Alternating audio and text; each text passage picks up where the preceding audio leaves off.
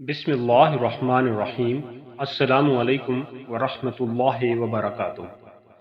محترم ناظرین کرام،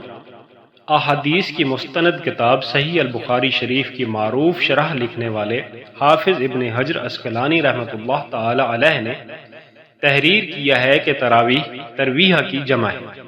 اور ترویحہ کے معنی ایک دفعہ آرام کرنا ہے، اور تسلیمہ کے معنی ایک دفعہ سلام پھیرنا۔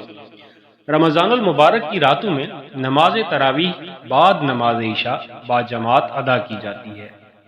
کیونکہ اس امر پر صحابہ کرام کا اتفاق ہوا کہ ہر دو سلاموں یعنی 4 رکعت کے بعد کچھ دیر آرام فرماتے تھے۔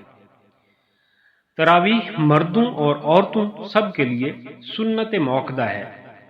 لیکن عورتوں کے لیے جماعت کے ساتھ پڑھنا سنت موقدہ نہیں ہے۔ المنتقی شرح موطا میں ہے کہ صحابہ کرام رضوان اللہ علیہم اجمعین کے دور میں رمضان المبارک میں تراویح کے لیے قیام کرنے کا ایسا معمول تھا کہ عورتیں بھی اس کا اہتمام کرتی تھیں اور اپنے گھروں میں ہی کسی قاری سے قرآن کریم سنا کرتی تھیں۔ موطا الامام مالک میں روایت ہے کہ حضرت عائشہ رضی اللہ تعالی عنہا کے ایک مدبر غلام حضرت ذکوان جو رمضان المبارک میں آپ کو تراویح میں قرآن پاک سنایا کرتے تھے۔ خود امام مالک رحمۃ اللہ علیہ کے بارے میں بھی مروی ہے کہ آپ بھی حضرت عائشہ رضی اللہ عنہا کی پیروی میں اپنے گھر والوں کو گھر میں ہی تراویح پڑھاتے تھے، لیکن جامع مسجد میں عورتوں کے لیے کوئی اہتمام نہیں ہوتا تھا، لہذا خواتین کے لیے حکم ہے کہ تراویح کی سنت اپنے گھروں میں ہی ادا کریں۔ عورتوں کے لیے جماعت کے ساتھ نماز پڑھنے کے لیے مسجد میں جانا یا گھر سے باہر کسی بھی جگہ جا کر باجماعت نماز میں شرکت کرنا مکروہ ہے، خواہ فرض نماز ہو، عید کی نماز یا تراویح کی جماعت ہو۔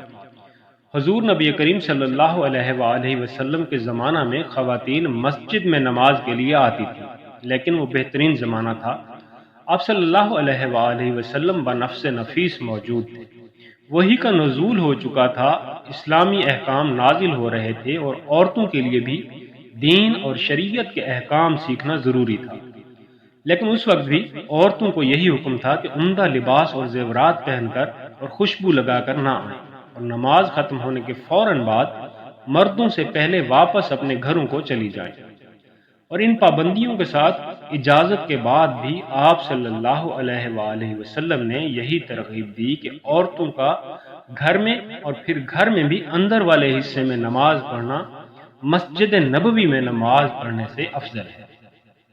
جبکہ امام خود رسول اللہ صلی اللہ علیہ وآلہ وسلم ہوتے تھے۔ حضرت ام حمید رضی اللہ تعالی عنہا نے بارگاہ نبوی صلی اللہ علیہ وآلہ وسلم میں حاضر ہو کر عرض کیا کہ مجھے آپ صلی اللہ علیہ وآلہ وسلم کے ساتھ نماز پڑھنے کا شوق ہے۔ آپ صلی اللہ علیہ وآلہ وسلم نے فرمایا، تمہارا شوق اور دینی جذبہ بہت اچھا ہے، مگر تمہاری نماز اندرونی کوٹھی میں کمرے کی نماز سے بہتر ہے، اور کمرے کی نماز گھر کے احاطہ کی نماز سے بہتر ہے، اور گھر کے احاطہ کی نماز محلہ کی مسجد کی نماز سے بہتر ہے، اور محلہ کی مسجد کی نماز میری مسجد یعنی مسجد نبوی کی نماز سے بہتر ہے۔ چنانچہ حضرت ام حمید سعدی رضی اللہ عنہا نے فرمائش کر کے اپنے کمرے کے آخری کونے میں، جہاں سب سے زیادہ اندھیرا رہتا تھا، نماز پڑھنے کی جگہ بنوائی، اور وہیں نماز پڑھا کرتی تھی، یہاں تک کہ ان کا وصال ہو گیا اور اپنے خدا کے حضور حاضر ہوئی۔ نبی کریم صلی اللہ علیہ وآلہ وسلم کے پردہ فرمانے کے بعد جب حالات بدل گئے اور صحابہ کرام رضوان اللہ علیہم اجمعین نے اپنے زمانہ میں یہ دیکھا کہ خواتین اب ان پابندیوں کا خیال نہیں کرتی، تو حضرت عمر رضی اللہ تعالی عنہ کے زمانہ میں صحابہ کرام رضوان اللہ اجمعین کی موجودگی میں خواتین اسلام کو مسجد آنے سے منع کر دیا گیا، اور اس پر گویا صحابہ کرام رضوان اللہ علیہم اجمعین کا اتفاق ہو گیا۔ حضرت عائشہ رضی اللہ تعالی عنہا فرماتی ہیں کہ خواتین کی جو حالت آج ہو گئی ہے، وہ حالت اگر حضور اکرم صلی اللہ علیہ وآلہ وسلم کے زمانہ میں ہوئی ہوتی تو آپ صلی اللہ علیہ وآلہ وسلم خواتین کو مسجد آنے سے منع فرما دیتے۔ یہ اس زمانہ کی بات ہے کہ حضور صلی اللہ علیہ وآلہ وسلم کے وصال کو زیادہ عرصہ نہیں گزرا تھا، المؤمنین حضرت عائشہ رضی اللہ تعالی عنہا نبی کریم صلی اللہ علیہ وآلہ وسلم کا مزاج خوب سمجھتی تھی، اسی لیے فرمایا کہ اگر آپ صلی اللہ علیہ وآلہ وسلم کے زمانے میں خواتین کی ایسی حالت ہوتی تو آپ صلی اللہ علیہ وآلہ وسلم ان کو مسجد میں آنے سے منع فرما دیتے۔ اس لیے موجودہ پرفتنہ دور میں خواتین کے لیے یہی حکم ہے کہ وہ اپنے گھروں میں نماز ادا کریں، یہی ان کے لیے زیادہ اجر و ثواب کا باعث ہے۔ اس لیے خواتین کا گھر سے باہر جا کر مسجد یا کسی بھی دوسری جگہ اجتماعی تراویح میں شریک ہونا درست نہیں ہے۔ البتہ اگر اپنے گھر میں ہی تراویح کی جماعت ہو رہی ہو اور گھر کا مرد ہی گھر میں تراویح کی امامت کرے اور اس کے پیچھے کچھ مرد ہوں اور گھر کی ہی کچھ عورتیں پردے کے پیچھے اس کی اقتداء میں ہوں، باہر سے عورتیں نہ آئی ہوں اور امام عورتوں کی امامت کی نیت کرے تو اس طرح عورتوں کے لیے تراویح کی باجماعت نماز میں شرکت کرنا درست ہے، اس میں کوئی قباحت نہیں۔ اسی طرح اگر امام تنہا ہو یعنی اس کے علاوہ کوئی دوسرا مرد نہ ہو اور مقتدی سب گھر کی عورتیں ہوں اور عورتوں میں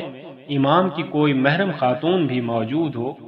اور امام عورتوں کی امامت کی نیت بھی کرے تو اس صورت میں بھی تراویح درست ہے۔ گھر کی جو خواتین امام کے لیے نہ محرم ہوں وہ پردہ کا اہتمام کر کے شریک ہوں، لیکن اگر امام تنہا ہو اور مقتدی سب عورتیں ہوں اور عورتوں میں امام کی کوئی محرم خاتون یا بیوی نہ ہو تو ایسی صورت میں امام کے لیے عورتوں کی امامت کرنا مکروہ ہوگا، لہذا ایسی صورت سے اجتناب کیا جائے۔ محترم ناظرین اکرام، تراویح کی نماز رمضان المبارک کے مہینے میں عشاء کی نماز کے بعد اور وتر نماز سے پہلے مسجد میں باجماعت ادا کی جاتی ہے، جبکہ خواتین اپنے گھروں میں ادا کرتی ہیں، جیسا کہ پہلے ہی وضاحت سے بتایا جا چکا ہے۔ نماز تراویح 20 رکعت پر مشتمل ہوتی ہے اور 2 رکعت کر کے پڑھی جاتی ہے۔ ہر 4 رکعت کے بعد وقف ہوتا ہے جس میں تسبیح تراویح پڑھی جاتی ہے اور اسی وجہ سے اس کا نام تراویح ہوا۔ حضور صلی اللہ علیہ وآلہ وسلم نے رمضان المبارک میں رات کی عبادت کو بڑی فضیلت دی ہے۔ حضرت عمر رضی اللہ عنہ نے سب سے پہلی تراویح کے باجماعت اور اول رات میں پڑھنے کا حکم دیا اور اس وقت سے اب تک یہ اسی طرح پڑھی جاتی ہے۔ اس نماز کی امامت بالعموم حافظ قرآن کرتے ہیں اور رمضان المبارک کے پورے مہینے میں ایک بار قرآن پاک ختم کرنا سنت ہے اور زیادہ مرتبہ بھی ختم کیا جا سکتا ہے۔ چاروں ائمہ کرام کے پیروکار یعنی حنفی، شافعی، مالکی اور حنبلی حضرات 20 رکعت پڑھتے ہیں اور اہل حدیث 8 رکعت تراویح پڑھتے ہیں۔